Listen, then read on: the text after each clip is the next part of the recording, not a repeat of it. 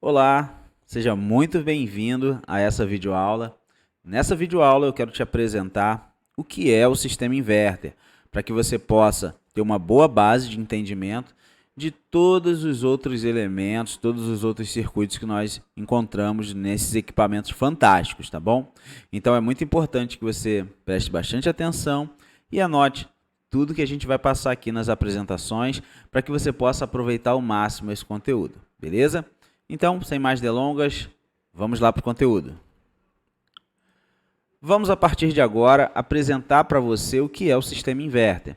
Talvez você já conheça muito bem, ou talvez não. A ideia aqui é poder nivelar todos vocês que vão assistir essas aulas no conhecimento sobre a tecnologia inverter, sobre o sistema inverter. E para que a gente possa entender, precisamos saber de fato o que é o sistema inverter aplicado aos ar-condicionados. Por exemplo, o sistema inverter ele é uma tecnologia embarcada, é algo que foi adicionado nos equipamentos, né? Porque a gente sabe que os equipamentos de ar-condicionado split eram tecnologias, como a gente chama, né, convencionais, com os motores comuns, né, e tudo mais que a gente já encontra no mercado. Então foi uma tecnologia que foi adicionada. Mas por que houve a necessidade de se adicionar essa tecnologia? Porque o mercado cada vez mais precisa de equipamentos mais eficientes energeticamente falando. O que isso quer dizer? Eu preciso de equipamentos que realizem o trabalho normal que todos os equipamentos fazem, né? Sendo convencional ou inverter, porém consumindo uma menor quantidade de energia, ou pelo menos, né, tendo menos desperdício.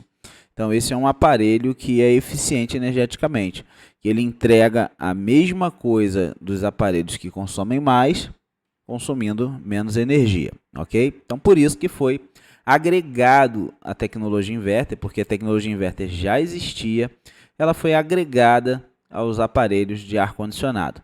E com isso, né, é onde vem a grande sacada da economia de energia, é você poder dosar o trabalho do aparelho e, consequentemente, o consumo, coisa que a gente não consegue fazer no split convencional. No ar-condicionado convencional, jamais a gente ia conseguir dosar o trabalho dele, porque ele só tem dois estados, ou ele está ligado ou ele está desligado. O equipamento com tecnologia inverter, ele permite você dosar o trabalho dele, né? Ou seja, aumentar o trabalho ou diminuir o trabalho. O que é o trabalho? É aquilo que o aparelho faz quando ele consome energia, né? Ele consome energia elétrica para realizar algum trabalho. No caso do aparelho de ar-condicionado, é retirar calor do ambiente. Então, o aparelho com tecnologia inverter permite dosar esse trabalho, né? Consegue aumentar ou diminuir esse trabalho. E, consequentemente, o trabalho do aparelho está associado ao consumo. Quanto mais o aparelho trabalha, mais ele consome. Então, isso daí também se aplica no inverter. Quanto mais o aparelho inverter trabalha, mais ele consome. Quanto menos ele trabalha, menos ele consome. E ele realiza esse controle de dosagem de trabalho através dos circuitos eletrônicos, né? Porque para poder controlar esse consumo, controlar esse trabalho do compressor, do sistema, é preciso ter um sistema de controle muito preciso. Por isso que se aplica as placas eletrônicas nos aparelhos de ar-condicionado inverter. Não só as placas eletrônicas, mas também vários sensores, né? Que a gente precisa de monitorar o meio externo. A placa precisa monitorar o meio externo para ela poder saber, né, se ele pode aumentar o trabalho, se é para diminuir. Então, por isso que se aplica muitos sensores no sistema inverter. E eu quero passar para você que está me assistindo cada um desses sensores, cada um desses da função desses dispositivos que nós temos nas placas. Eu sei que no começo você acaba ficando um pouco inseguro, porque você sabe que tem muitas coisas no equipamento inverter, como por exemplo sensores, motor AC, motor DC, placa eletrônica, válvula de expansão eletrônica.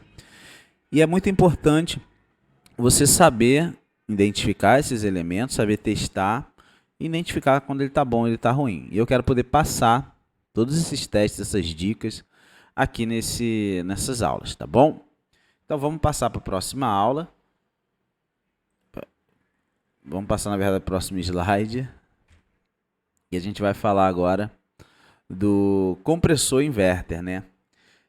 Toda a grande sacada do sistema inverter está relacionado com o compressor. Mais precisamente com o motor elétrico que tem dentro do compressor. Ele que tem o grande diferencial comparado com o convencional. É importante a gente saber que o compressor em si, sendo um inverter convencional, ele é formado por parte elétrica, que é o motor, e ele é formado também por parte mecânica, que é o mecanismo de compressão. Isso é igual para compressor inverter ou para compressor convencional. Agora, a grande sacada está na construção dos motores elétricos. O motor elétrico de um compressor convencional ele tem uma característica, que é de trabalhar com tensão alternada e corrente alternada, né? Tensão em corrente alternada, e trabalha de acordo com a frequência da rede elétrica, ou seja, a frequência da rede elétrica não se altera.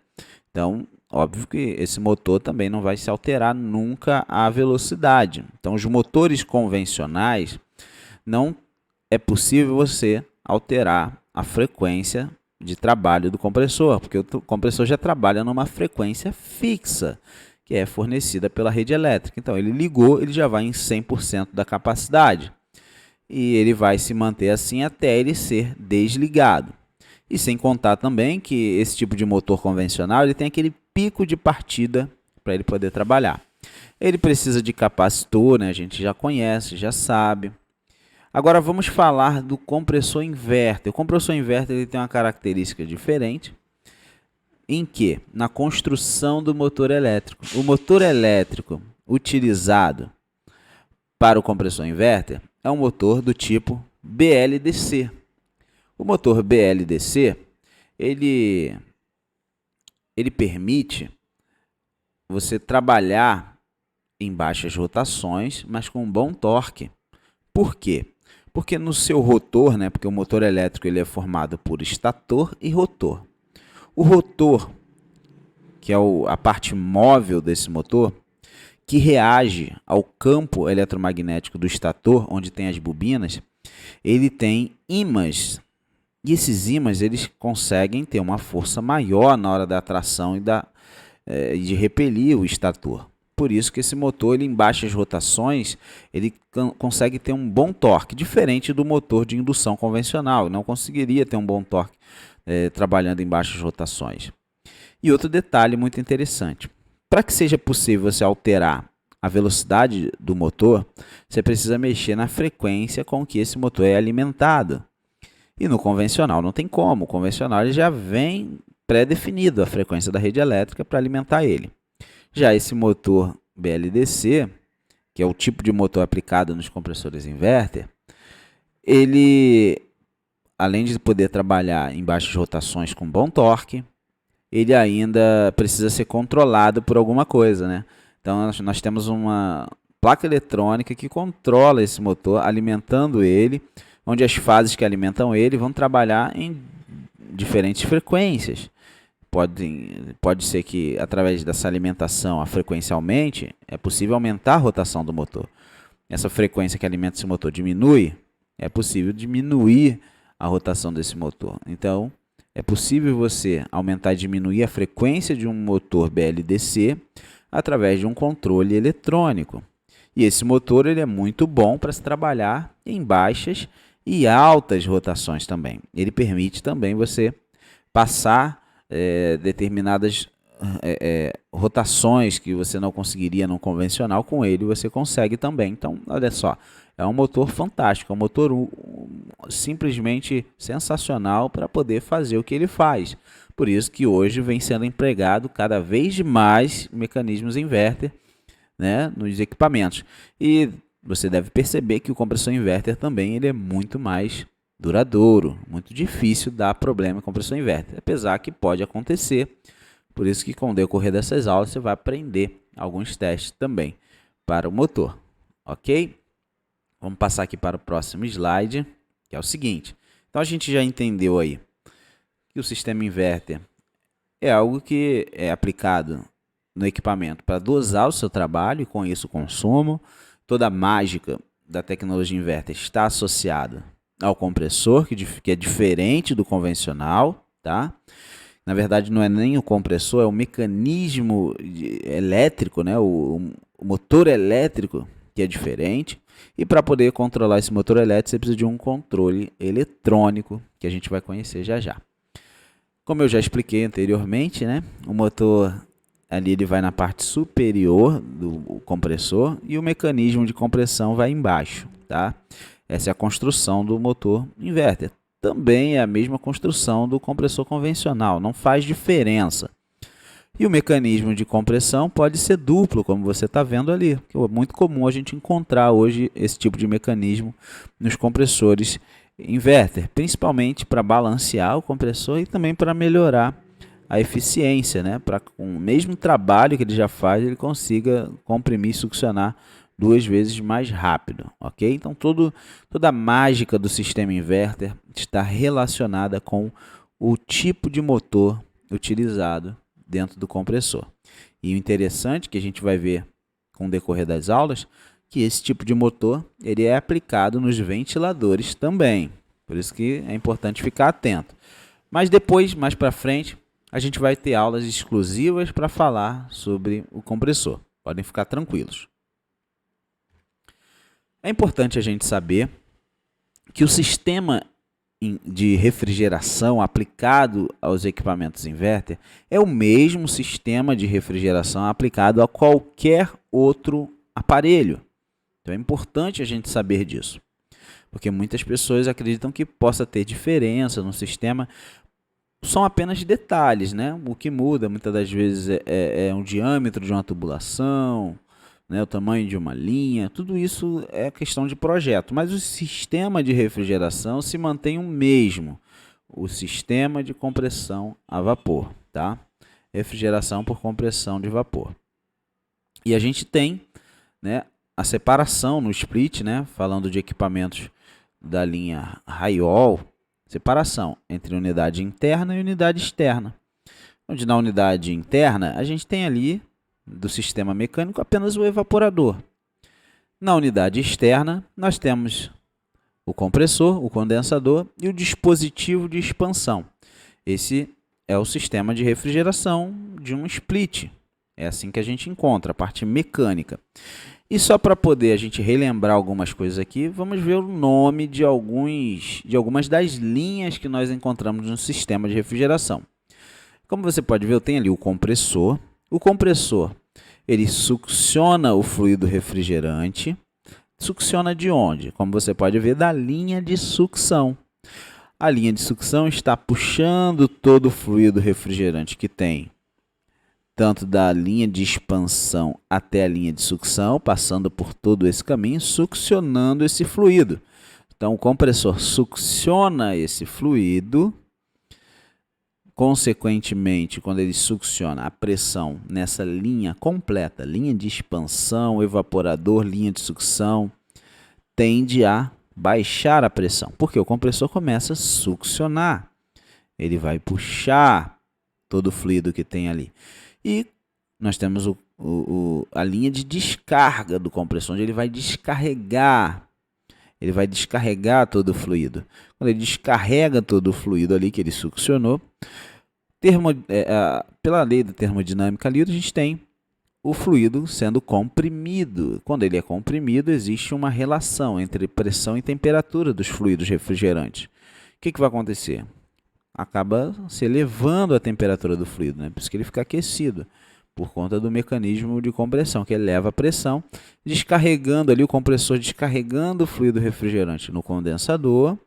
Consequentemente, o dispositivo de expansão, que vai lá depois do condensador, na linha de líquido, começa a reter essa pressão. E isso faz com que se tenha uma pressão regulada na linha de descarga, que tende a ser bem mais alta do que a pressão da linha de sucção. Faz com que aqueça esse fluido e ele entre no condensador para ser resfriado e condensar, onde no final do condensador tem o fluido no estado líquido, passando ali pela linha de líquido, dispositivo de expansão, né, que vai reter essa pressão alta na linha de alta e vai reter essa pressão baixa na linha de baixa, onde ali, depois do dispositivo de expansão, o fluido refrigerante encontra uma baixa pressão, que a gente chama de linha de expansão. Ele começa a expandir, absorvendo calor. O ideal é que ele não absorva calor na linha de expansão, tá? Ele consiga só absorver depois que ele chegue lá no evaporador. Esse é o ideal. E lá no evaporador, o fluido troca calor com o ambiente, né? Principalmente do ar, né? Forçado ali por um ventilador a passar pelo trocador. E aí ele recebe esse calor, o fluido, e repete todo o ciclo. Esse é o ciclo de refrigeração do sistema inverter ou do convencional. Não muda. Agora, num sistema inverter, a gente tem todo um controle para poder fazer esse compressor funcionar nesse sistema de refrigeração. Assim como também o controle dos motores ventiladores. Então nós temos ali, como a gente pode ver, as duas placas eletrônicas, tanto da unidade interna quanto da externa, onde elas conversam. Nós temos ali os motores ventiladores que trabalham principalmente para trocar calor e os sensores para monitorar o comportamento do ambiente e do sistema durante o funcionamento. E o compressor é o resultado de tudo isso, né? Onde ele vai trabalhar ali, atuando no sistema de refrigeração, fazendo toda essa mágica da refrigeração acontecer, ok? E aqui a gente pode ver toda essa tecnologia embarcada. Temos aí o mesmo sistema de refrigeração que eu mostrei e o mesmo sistema de controle eletrônico. Agora tudo junto, né? Talvez agora possa você olhar assim, ver uma salada de fruta, não entender nada, mas está tudo relacionado. A gente tem ali, por exemplo, compressor succionando, tá? Compressor succionando da linha de sucção e descarregando para o compressor. Automaticamente, quando o compressor ele é colocado em trabalho pela placa, isso ela faz quando ela recebe comando da unidade interna e ela também fica monitorando a descarga desse compressor. Monitorando ver se não está acima do limite. Consequentemente, o fluido é condensado no condensador e já tem lá um sensor no final para ver essa temperatura. Alguns equipamentos possuem válvula de expansão eletrônica, que é um dispositivo de expansão variável, né, que é possível aumentar e diminuir a vazão de fluido que passa por ele, diferente dos capilares. Isso daí também é o que é incrementado em alguns modelos de equipamento inverter. E nós temos os ventiladores, né, trocando calor. Na grande maioria são ventiladores que também podem variar sua velocidade, tanto na condensadora quanto na evaporadora, para que se tenha um controle mais preciso. E a gente tem ali o reator, né, trabalhando no circuito PFC das placas eletrônicas para melhorar a eficiência da alimentação da placa, para que a placa possa trabalhar de forma eficiente. Então a gente tem todo esse sistema funcionando, trabalhando em conjunto no equipamento inverter, tá? A gente tem toda essa lógica por trás. E é o seguinte, eu quero fazer uma pergunta para você que está me acompanhando aí. Olha só, eu acabei de mostrar para vocês aí o sistema inverter funcionando na apresentação, mas eu tenho um questionário para fazer para você que está me assistindo, que é o seguinte. Vamos imaginar a seguinte situação. Eu tenho um equipamento funcionando, tá? Um equipamento funcionando, onde ele iniciou aí o seu trabalho. E aí, trabalhou ali por um determinado período de tempo, o equipamento está funcionando, com fluido refrigerante, tudo direitinho, tudo dentro dos conformes. E aí você está monitorando a pressão desse sistema. Lá na linha de baixa, é um split comum, lá na linha de baixo você está monitorando essa pressão. De repente, o aparelho começa a se aproximar da temperatura ambiente. E ele começa a reduzir a capacidade do compressor. O compressor começa a reduzir, a gente consegue perceber isso. Você consegue ver pelo consumo, até mesmo você percebe que o compressor está reduzindo. Pela corrente dá para perceber. E aí, o que acontece com a pressão nesse momento? Pensa comigo. Com o compressor lá na sua capacidade máxima, é uma pressão. Mas e quando ele começa a diminuir a capacidade dele, começa a diminuir a rotação do motor? A pressão que eu estou monitorando pela linha de sucção, ela vai aumentar quando o compressor diminui a rotação, ou ela vai diminuir quando o compressor diminui a rotação? Quero deixar essa pergunta no ar, espero que você responda e coloque aqui embaixo no comentário, que eu vou te responder na próxima aula. Então, espero que você tenha gostado dessa aula. Forte abraço e até a próxima aula.